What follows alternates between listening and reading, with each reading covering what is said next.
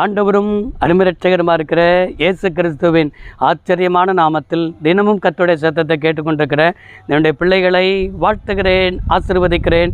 நீங்கள் ஆசீர்வதிக்கப்பட்டவர்கள். இந்த நாளிலும் கூட கர்த்தர் உங்களை பார்த்து சொல்கிற ஒரு வார்த்தை, இதுவரை நீ நடந்திராத அற்புதத்தின் வழியாய் உன்னை நடத்துவா என்று ஆண்டவர் வாக்கு பண்ணுகிறார்.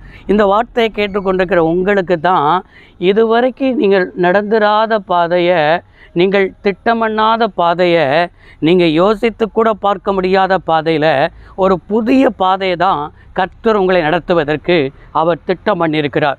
எனக்கு அருமையான என்னுடைய பிள்ளைகளே, இஸ்ரவேல் ஜனங்கள் எகிப்திலிருந்து, அவர்கள் அடிமைத்தனத்திலிருந்து ஆண்டவர் வாக்கு பண்ணின கானான் தேசத்திற்கு அவர்களை அழைத்து கொண்டு வருகிறார். அழைத்து கொண்டு வரும்பொழுது யாத்திராகமம் 13ஆம் அதிகாரம் 17, 18 இவ்வாறாக பார்க்க முடிகிறது. பெலிஸ்தீர்கள் தேசம் வழியாய் போவது அவர்களுக்கு சபியமாய் இருந்தாலும் தேவன் அவர்களை அந்த வழியாய் நடத்தாமல் சிவந்த சமுத்திரத்தின் வனாந்தர வழியாய் ஜனங்களை சுற்றி போக பண்ணினார் என்று எழுதப்பட்டிருக்கிறது. அப்படி என்று சொன்னால் ஏன் ஆண்டவர் அவர்களை சுற்றி போக பண்ண வேண்டும் என்பதை ஒரு கேள்வி கேட்க வேண்டும் என்றால், எனக்கு அருமையான என்னுடைய பிள்ளைகளே, அந்த வசனத்திலிருந்து இன்னைக்கு ஆவியானவர் நம்மளோடு கூட பேசுகிற ஒரு வார்த்தை, முதலாவது பெலிஸ்தீர்கள் தேசம், கானான் தேசம், பெலிஸ்தீர் தேசத்திலேருந்து கானான் தேசத்துக்கு ஒரு சில நாட்களுக்குள்ளாக பெயரலாம். ஆனால் ஒரு சில நாட்களுக்குள்ளே போனால் இந்த ஜனங்கள் தேவன் எப்படிப்பட்டவர் என்பதை இந்த இஸ்ரவேலர்களால் என்ன செய்ய முடியாது, அறிய முடியாது. ஏற்கனவே இவர்கள் எப்படிப்பட்டவர்கள், முறுமுறுக்கிறவர்கள், வணங்கா கழுத்துள்ளவர்கள், கீழ்ப்படியாதவர்கள், இப்படிப்பட்ட ஜனங்கள் தான் 6 லட்சம் புருஷர்கள்.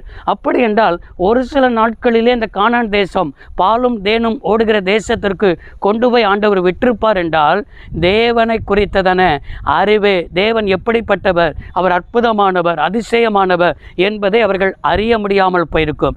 ரெண்டாவது, அவர்களை சுற்றி போக பண்ணினதுக்கு ரகசியம், தேவன் அவர்களுக்கென்று சொல்லி ஒரு பாதையை வைத்திருந்தார். பெலிஸ்தீர்கள் பாதையில் போனால் யுத்தத்தை கண்டால் மனமடிந்து போவார்கள் என்று சொல்லி அந்த தேசத்தில் போகாமல் இவர்களுக்கென்று செங்கடல், ஒரு புதிய பாதை, இதுவரை நடந்திராத பாதை.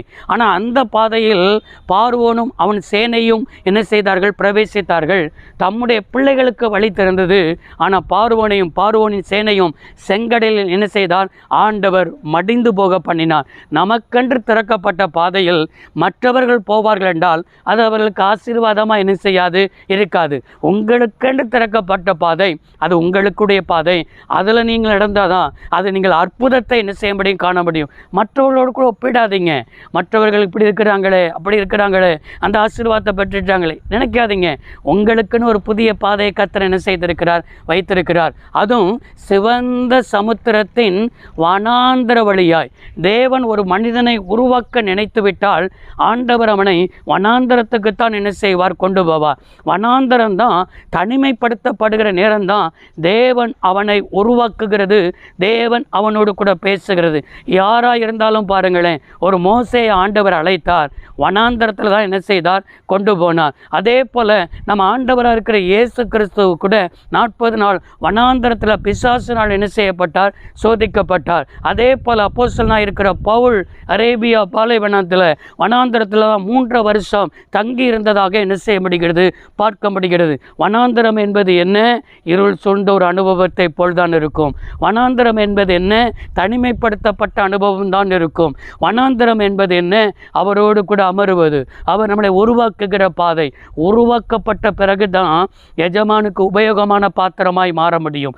உபயோகமான பாத்திரமாக மாறணும்னா உருவாக்கப்படணும். வனாந்தரத்துக்கு ஆண்டவர் உங்களை கொண்டு போகணும். இந்த வருஷத்தில் சில வனாந்தரத்தை சந்தித்திருக்கிறீர்களோ, இந்த வருஷ கடைசியில் கூட இதுவரைக்கும் நடந்திராத அற்புதத்தின் பாதையின் வழியாக ஆண்டவர் உங்களை நடத்த போகிறார். இந்த ஆண்டு இறுதியில் ஒரு சில அதிசயங்களை கர்த்தர் உங்களுக்கு செய்ய போகிறார். உங்களுடைய குடும்பத்துக்கு செய்ய போகிறார், உங்களுடைய பிஸ்னஸில் செய்ய போகிறார். அப்படி ஆண்டவர் சிவந்த சமுத்திரத்தின் வழியாய் சுற்றி போக பண்ணி தான் கானான், அதாவது பாலும் தேனும் ஓடுகிற தேசத்தை கர்த்தர் தம்முடைய பிள்ளைகளுக்கு தந்தார். அதே போல் இந்த நாட்களை தருவார், வாக்கு பண்ணினதை தருவார். வாக்கு தத்தத்தில் உண்மையுள்ள தேவன். சோர்ந்து போகாதீங்கள், வசனத்தை பிடித்து கொள்ளுங்கள், ஜெபியுங்கள், ஆண்டவர் பிள்ளைகளை நடத்துவார். ஜெபிப்போம். சர்வ வல்லமையுள்ள தெய்வமே, இந்த வார்த்தையின்படியே பிள்ளைகள் வாழ்ந்திருக்க, சுகித்திருக்க, நன்மை அனுபவிக்க கர்த்தர் கிருபை தாரும். இயேசு ரட்சக நாமத்தில் பிதாவே, ஆமென். கர்த்தர் உங்களை ஆசீர்வதிப்பாராக. God bless you all.